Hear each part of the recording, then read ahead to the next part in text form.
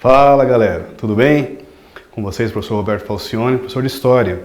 Na aula passada nós trabalhamos primeiro ano e tivemos na aula anterior as duas atividades sobre o Egito Antigo que nós vamos hoje agora discutir qual seria a resposta certa. Eu lembro que eu mostrei para vocês alguns conceitos para vocês estudarem: faraó, teocracia, politeísmo. Também trabalhamos então Rio Nilo, agricultura e falei sobre um pouco da sociedade, o trabalho dos escribas e também o trabalho do faraó. Vamos ver então aqui qual seria a resposta certa.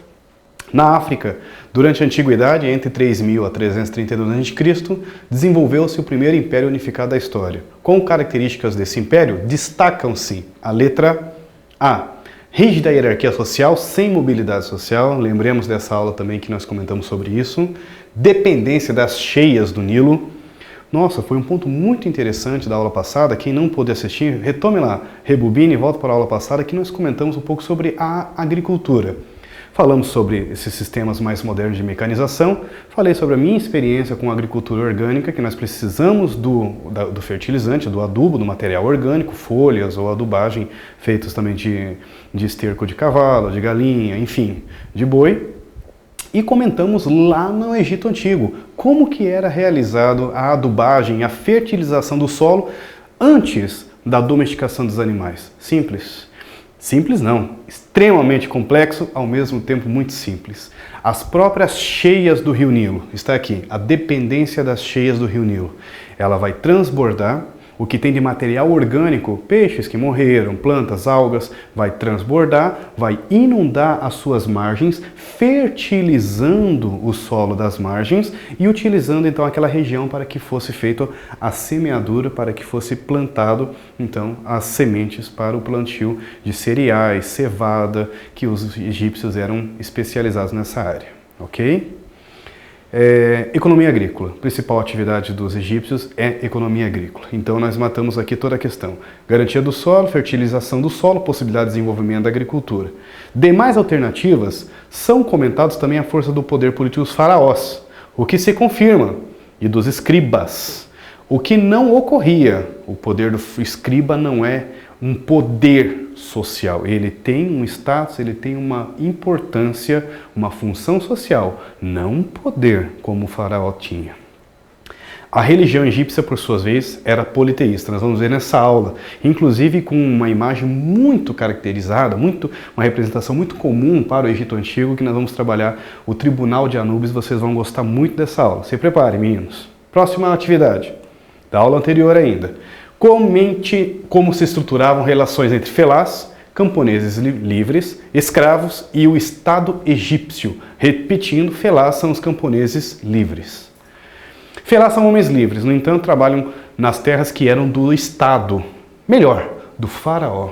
O faraó é considerado um deus vivo na terra, Amon-Ra, e ele também é dono do Egito. Mas a sua bondade é tão grande que ele deixa que os camponeses trabalhem em suas terras, exigindo inclusive uma cobrança altíssima de tributos e impostos sobre os camponeses. Tá aí a estratégia do controle social através da religião. O faraó é Deus e ainda por cima é dono do Egito, mas ele é muito bondoso, ele deixa que as pessoas trabalhem e morem no Egito. Ainda bem que eu não trabalho e moro no Egito nessa época, né? Nem vocês. Mas o trabalho agrícola era planejado pelo Estado, mas executado pelos felás que recebiam pelo seu trabalho. Os escravos, por sua vez, eram propriedade do Estado e mesmo alguns particulares. Eles trabalhavam na agricultura, em obras públicas, pontes, palácios, estradas e em outras funções nas quais poderiam ser exigidos, inclusive construções de pirâmides. Agora sim, legado cultural. Esse é um tema muito interessante. O que nós entendemos como um legado? Toda vez que vocês trabalharem civilizações da antiguidade, todas as civilizações que passaram, seja na América, na África, na Europa, o legado cultural entendemos como aquilo que chegou para nós. A principal característica, alguma coisa importante. Eu lembro que eu comentei dos fenícios e o alfabeto, né? O alfabeto fenício. A roda dos mesopotâmicos pode ser considerado.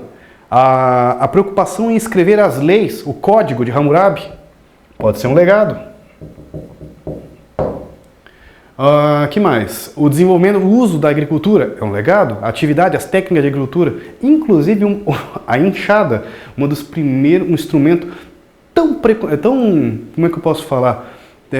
Hoje a enxada é tão mal falada, tão mal vista, né? É símbolo inclusive de ignorância. Infelizmente, muitas pessoas colocam assim, o cara é roceiro. Mas vocês sabiam que um dos primeiros instrumentos tecnológicos é a enxada, e sem a enxada não tinha como desenvolvermos e chegarmos até hoje. Então, às vezes, nós temos uma visão negativa de alguma coisa, mas, na verdade, ela traz um arcabouço gigantesco de tantas coisas importantes, como é a história da enxada. É um legado. Tecnologias que chegaram para nós. Instrumentos, artefatos tecnológicos. Pode ser, é um legado. Né? Artesanatos. Podemos considerar também um legado. Tudo que chegou para nós. Religião. A religião hebraica. A religião hebraica, que da religião hebraica surge o cristianismo. Nós temos uma forte presença cristã no Brasil. É um legado cultural. Tudo que chegou para nós. Vamos lá? Esse aqui é uma imagem bem característica. Aqui no Paraná nós temos inclusive um museu egípcio que mostra algumas obras, inclusive mesmo a múmia, que ela é original, algumas são réplicas.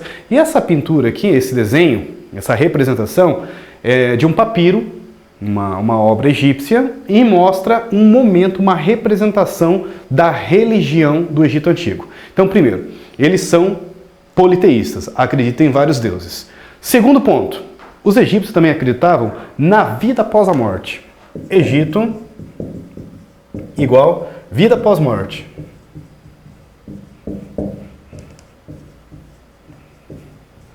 E isso era o ponto-chave.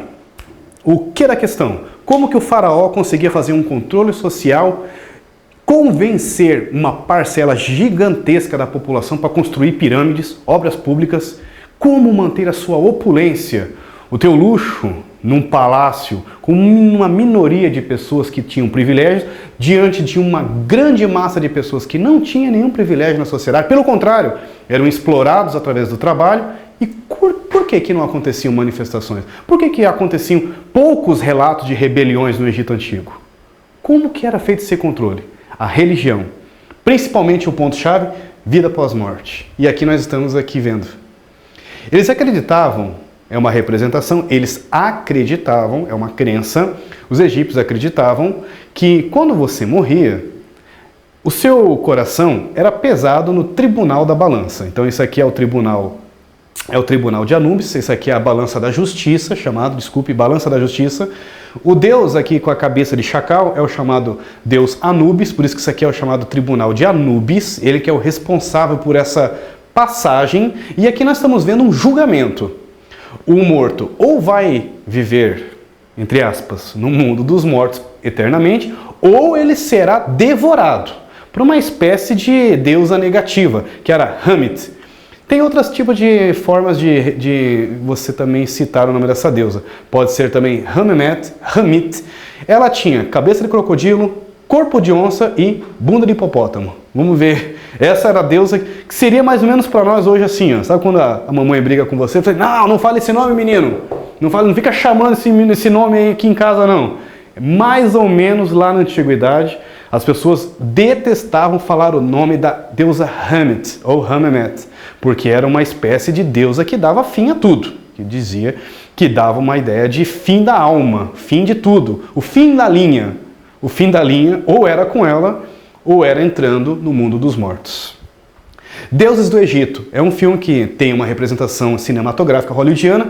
Vale a pena, pesquisem. Deuses do Egito. Também vai abordar um pouquinho nosso tema aqui. O nosso amigo presunto é esse cara aqui. O deus Anubis. Ele está junto com a cruz de An, que também representa essa passagem, uma espécie de símbolo da sorte, da morte, símbolo da morte. E o cara aqui é o que está sendo julgado.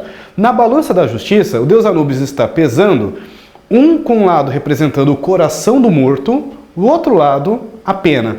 Se a pena fosse do mesmo peso que o coração, significa que o nosso amigo foi um bom homem, um bom esposo, um bom cidadão egípcio, um bom trabalhador. O seu corpo, o seu coração teria o mesmo peso que a pena e ele estaria autorizado a viver no mundo dos mortos, onde o deus Osíris vivia e governado o mundo dos mortos. Osíris governa o mundo dos mortos, Deus Horus governava o mundo dos vivos, que representa o sol. Lembrando que o faraó também é um representante, é um deus vivo encarnado na terra, o Amon-Ra, filho de Horus. Aqui nós temos espécie de testemunhas. Deus Horus está aqui com o símbolo de um sol na cabeça, tudo bem? E então, tudo que está sendo aqui representado com essas escritas que vocês estão vendo, são na verdade no final do papiro o hieróglifo, é a escrita egípcia. Então aqui está dizendo, foi um bom homem, fez tudo isso daqui, não fez, ajudou, não ajudou, vai poder viver no mundo dos mortos. Aqui está sendo julgado o coração do morto. Para se passar pelo tribunal de Anubis, aí está uma outra situação. Os egípcios acreditavam que ele iria utilizar o corpo no mundo dos mortos. E para isso teria que preservar o corpo. Aí entra a mumificação. Que é a grande pergunta, poxa, por que os egípcios, ou alguns outros povos também da antiguidade, mumificavam seus mortos? Por que preservar o corpo?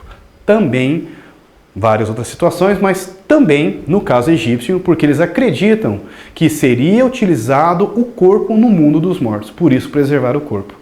Isso aí cria, agora sim, isso sim criava alguns questionamentos no Egito Antigo. Temos casos, inclusive, eu vou contar um caso muito curioso,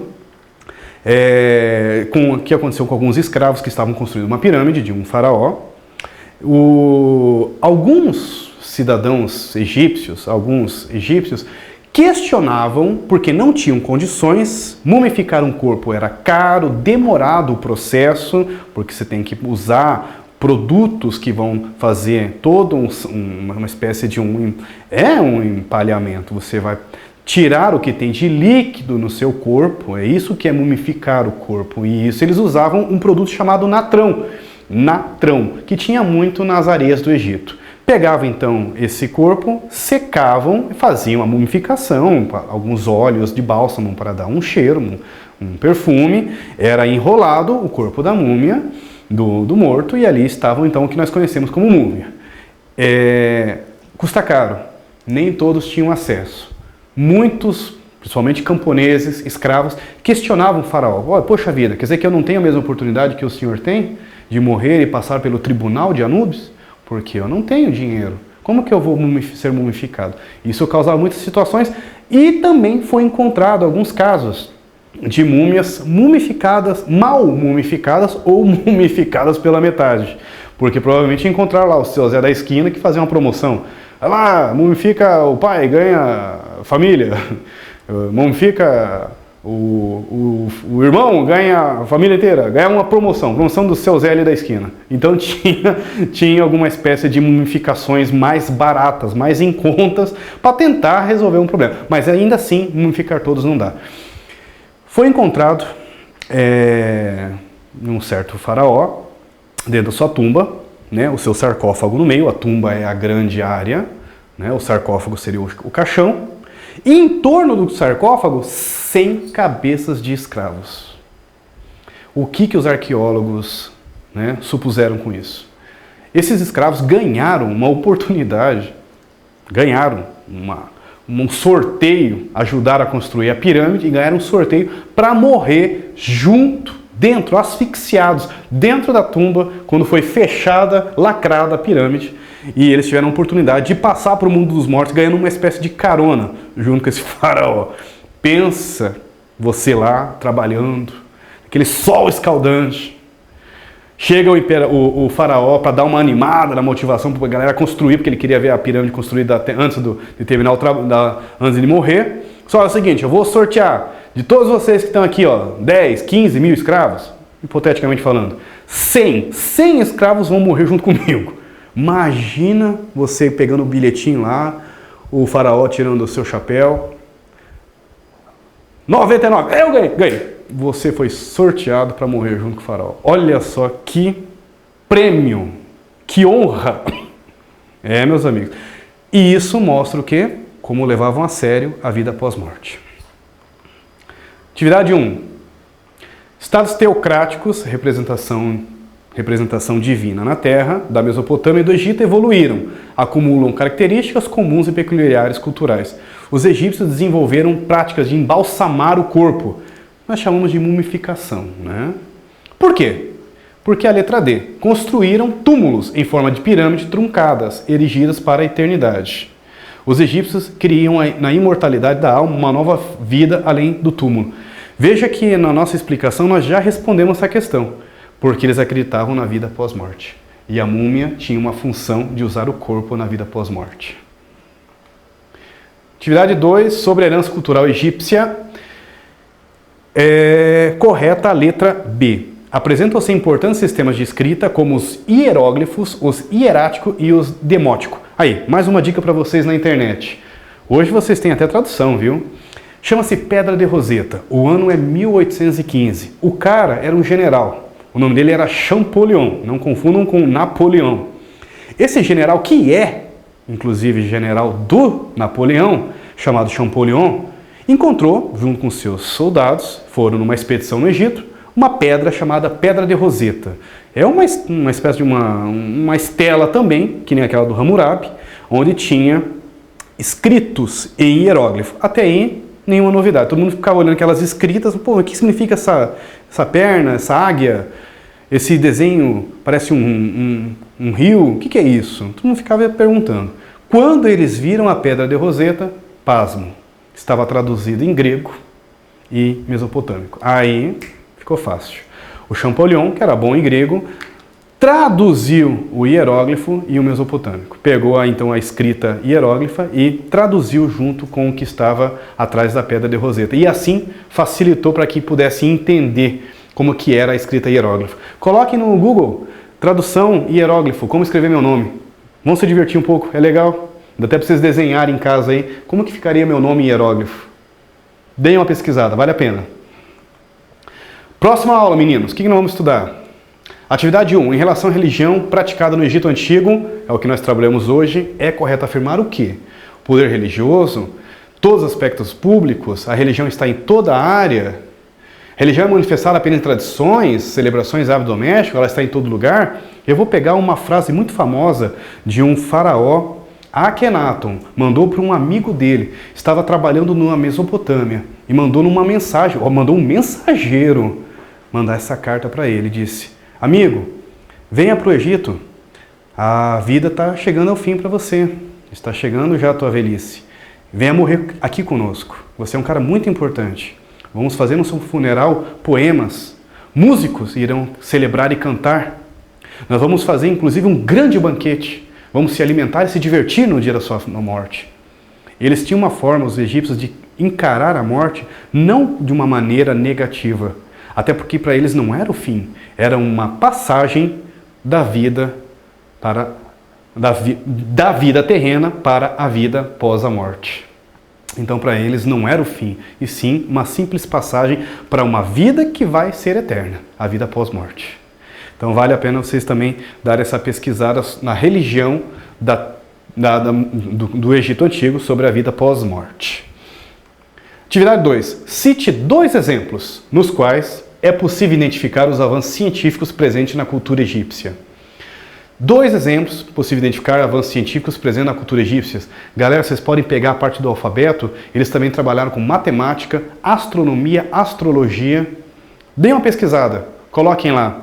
Área tecnológica egípcia, que tipo de ferramentas que eles utilizavam para construir as pirâmides, né? Plumo, enxada, pontas de marcas de matemáticos, o que eles utilizavam para encontrar áreas milimétricas como eram construídas as pirâmides. É impressionante. As 3, a do Khafre, Miquerinos e Quéops, elas têm uma simetria perfeita de matemática. Nós estamos falando de uma coisa construída há 4.000 anos atrás. Como chegavam a isso? Que tipo de tecnologias eram utilizadas?